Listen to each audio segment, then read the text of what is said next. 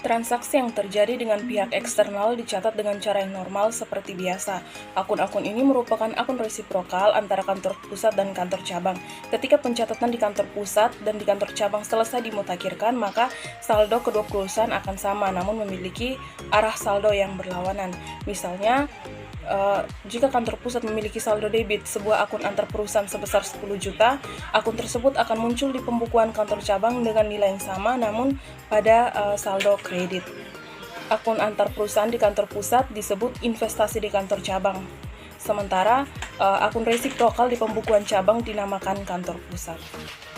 Penjelasan tentang jurnal untuk akun investasi di kantor cabang dan kantor pusat akan memiliki saldo resiprokal yang sama namun memiliki arah yang berlawanan. Jadi misalnya untuk investasi di cabang, buku kantor pusat dicatat di debit, maka kantor pusat untuk buku cabang dicatat di kredit. Yang kedua adalah pendirian cabang. Ketika suatu perusahaan mendirikan sebuah cabang, maka transfer aset ke cabang akan dicatat di akun investasi. Sedangkan cabang akan mencatatnya di akun kantor pusat. Jadi contohnya, PT Jaya yang berlokasi di Jakarta mendirikan sebuah cabang di Medan. Kantor pusat mentransfer ke cabang sebesar kas senilai 20 juta, peralatan kantor senilai 5 juta dan peralatan toko sebesar 30 juta, maka jurnalnya investasi di cabang Medan sebesar 55 juta di debit, kas 20 juta di kredit, peralatan kantor 5 juta di kredit, dan peralatan kantor sebesar 30 juta di kredit. Sedangkan untuk kantor cabang, jurnalnya adalah kas sebesar 20 juta di debit, peralatan kantor 5 juta di debit, peralatan kantor 30 juta di debit, dan kantor pusat sebesar 55 juta. Jadi akun resiprokalnya adalah sebesar 55 juta. Untuk neracanya, cabang Medan PT Jaya neraca aset kas sebesar 20 juta, peralatan kantor 5 juta, peralatan toko 30 juta, totalnya 55 juta, dan memiliki kewajiban untuk kantor pusat sebesar 55 juta. Ini saya akan menjelaskan lanjutan materi mengenai pengakuan laba cabang. Laba di setiap cabang dicatat secara periodik dengan cara yang normal. Cabang jarang menghitung pajak penghasilan atas laba untuk setiap cabang dan mencatat beban pajak penghasilan atas laba pembukuannya. Akun kantor pusat disajikan di bagian ekuitas pemilik dan saldo laba pembukuan cabang ketika laba cabang dilaporkan ke kantor pusat untuk mengakui laba cabang dan meningkatkan jumlah investor pada kantor cabang tersebut. Misalnya, PT akun Ikhtisar laba rugi cabang Medan memiliki saldo pada kredit yakni 63 juta yang akan dicatat pada akhir periode. Kemudian ditutup di buku cabang Medan dengan jurnalnya yakni Ikhtisar laba rugi pada kantor pusat masing-masing 63 juta. Akun ini mencatat menutup ikhtisar laba rugi.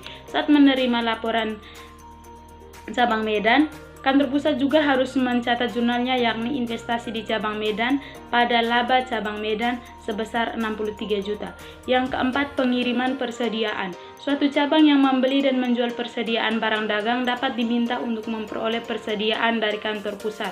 Misalnya, PT Jaya membeli persediaan senilai 5 juta dari grosir independen dan cabang menerapkan metode persediaan perpetual, maka transaksi tersebut akan dicatat dengan jurnalnya yakni persediaan 5 juta pada debit dan kas yakni utang dagang sebesar 5 juta pada kredit. Jurnal ini mencatat persediaan barang dagang yakni pembelian persediaan dari pihak eksternal. Terima kasih. Materi berikutnya akan dilanjutkan oleh teman saya Yuni. Saya akan menjelaskan yang pertama itu tentang persediaan yang ditagih sebesar nilai perolehan, di mana persediaan yang ditransfer ke kantor pusat dan ditagihkan ke cabang dicatat oleh cabang dengan cara yang sama seperti jika memperoleh dari pihak internal, kecuali dikreditkan ke kantor pusat. Itu misalnya PT Jaya mentransfer persediaan dan harga perolehan 8 juta ke cabang Medan. Transaksi tersebut dicatat di pembukuan kantor pusat sebagai berikut: investasi di cabang Medan 8 juta di debit dan persediaan 8 juta di kredit. Yang cabang mencatat persediaan yang diterima sebagai aset di akun persediaan, juga mengakui kenaikan ekuitas di aset neto dengan ayat jurnal sebagai berikut: persediaan terhadap kantor pusat, di mana persediaan 8 juta di debit, kantor pusat 8 juta di kredit. Yang kedua itu tentang beban pengiriman yang dibebankan atas persediaan. Biaya pengiriman yang timbul atas persediaan dari kantor pusat ke cabang menjadi bagian dari biaya perolehan persediaan cabang. Contohnya itu kantor pusat PT Jaya membayar 100.000 untuk mengirim persediaan senilai 8 juta ke cabang Medan. Transfer tersebut dicatat oleh kantor pusat sebagai berikut. Investasi di cabang Medan senilai 8.100.000 di debit, persediaan 8 juta di kredit, kas 100 di kredit. Jurnal ini mentransfer persediaan ke cabang Medan dan membayar ongkos kirim. Cabang Medan mencatat transfer sebagai berikut. Persediaan senilai 8 juta di debit terhadap kantor pusat senilai 8 juta di kredit. 8.100.000 di Baik, di sini saya akan menjelaskan tentang persediaan yang ditagih melebihi nilai perolehan. Diasumsikan kantor pusat PT Jaya memperoleh persediaan dengan harga 12 juta dan menagihkan ke cabang sebesar 15 juta. Maka kantor pusat mencatat penerimaan persediaan sebagai berikut. Investasi di cabang Medan sebesar 15 juta di debit, persediaan sebesar 12 juta di kredit, dan laba antar perusahaan belum terrealisasi sebesar 3 juta di kredit. Nah, ini jurnal untuk mencatat transfer persediaan ke cabang Medan yang ditagih melebihi harga perolehan. Nah, laba antar perusahaan sebesar 3 juta bersifat belum terrealisasi karena belum dijual ke pihak eksternal. Berikutnya, cabang mencatat penerimaan pengiriman persediaan dengan jurnal berikut. Persediaan dari kantor pusat sebesar 15 juta di debit, kantor pusat sebesar 15 juta di kredit. Nah, jurnal tersebut mencatat persediaan pada harga perolehan di cabang tanpa memisahkan pengakuan laba antar perusahaan yang termasuk dalam harga transfer. Berikutnya, misalnya jika cabang Medan menjual 80% perusahaan yang ditransfer dari kantor pusat, laba antar perusahaan yang dipakai oleh kantor pusat dicatat sebagai berikut. Laba antar perusahaan belum terrealisasi sebesar 2.400.000 dan laba cabang Medan sebesar 2.400.000 di kredit. Nah, ini jurnal untuk mengakui laba antar perusahaan sebesar 3 juta dikali 0,8. Nah, jurnal tersebut tepat jika untuk tujuan internal laba antar perusahaan dialokasikan ke cabang Medan. Baik, selanjutnya saya akan menjelaskan mengenai akuntansi untuk aset tetap cabang. Nah, tidak ada prosedur khusus yang diperlukan dalam akuntansi untuk pembelian aset tetap cabang ataupun penyusutan setelahnya atas aset tersebut. Sebaliknya, jika aset tetap yang dibeli kantor pusat untuk cabang dan cabang mencatat aset tersebut pada bukunya, maka ayat jurnal perlu dicatat dengan baik oleh kantor pusat maupun cabang. Nah, sebagai ilustrasi, kantor pusat PT Jaya membeli peralatan toko senilai 30 juta rupiah untuk cabang Medan. Maka kantor pusat akan mencatat pembelian tersebut dengan jurnal investasi di cabang Medan pada kas sebesar 30 juta. Selanjutnya, pembelian dicatat oleh cabang dengan jurnal peralatan toko pada kantor pusat sebesar 30 juta. Ketika aset tetap cabang dicatat hanya di buku kantor pusat, tidak ada ayat jurnal yang dicatat oleh cabang saat kantor pusat melakukan pembelian. Misalnya, jika kantor pusat PT Jaya membeli 30 juta rupiah peralatan toko untuk cabang Medan dan peralatan dicatat di pembukuan kantor pusat dibanding di cabang, maka kantor pusat akan mencatat pembelian dengan jurnal peralatan toko cabang Medan pada kas sebesar 30 juta dengan keterangan membeli peralatan untuk cabang Medan. Sedangkan untuk cabang tidak ada ayat jurnal yang dicatat. Nah, jika cabang membeli aset tetap yang dicatat di pembukuan kantor pusat, maka ayat jurnal harus disusun baik oleh kantor pusat maupun cabang. Misalnya, cabang Medan PT Jaya membeli peralatan toko senilai 30 juta rupiah yang digunakan oleh cabang namun dicatat oleh kantor pusat. Nah, cabang akan mencatat aset tetap dengan jurnal kantor pusat pada kas sebesar 30 juta rupiah dengan keterangan membeli peralatan. Sedangkan pembelian dicatat pada kantor pusat dengan jurnal peralatan toko cabang Medan pada Di sini saya akan melanjutkan penjelasan dari teman saya tentang pembagian beban. Beban cabang yang terjadi dan dibayar oleh cabang dicatat secara langsung pada pembukuan cabang. Namun kantor pusat dapat memutuskan pengalokasian beban ke suatu cabang.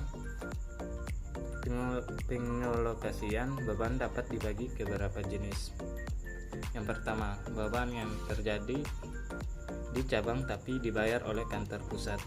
Misalnya, persediaan yang dibeli dari pihak eksternal oleh cabang dan ditagih ke kantor pusat. Yang kedua, beban yang dikeluarkan oleh kantor pusat atas nama cabang, misalnya penyusutan atas peralatan cabang yang dicatat pada kantor pusat, atau biaya promosi cabang yang dialokasikan oleh kantor pusat sendiri. Yang ketiga, alokasi biaya yang dikeluarkan kantor pusat, misalnya bagian dari biaya promosi umum atau sebagian dari biaya overhead umum kantor pusat. Dalam beberapa kasus, biaya-biaya ini dapat dialokasikan berdasarkan laba cabang dicatat pada pembukuan kantor pusat. Namun seringkali cabang yang mendapat alokasi beban diberitahu tentang jumlah yang dialokasikan, lalu cabang mencatat cabang tersebut pada pembukuannya. Dengan cara ini, laba yang dihitung oleh cabang meliputi seluruh beban yang dianggap terkait dengan cabang. Sekian dari penjelasan saya dan akan dilanjutkan oleh rekan saya.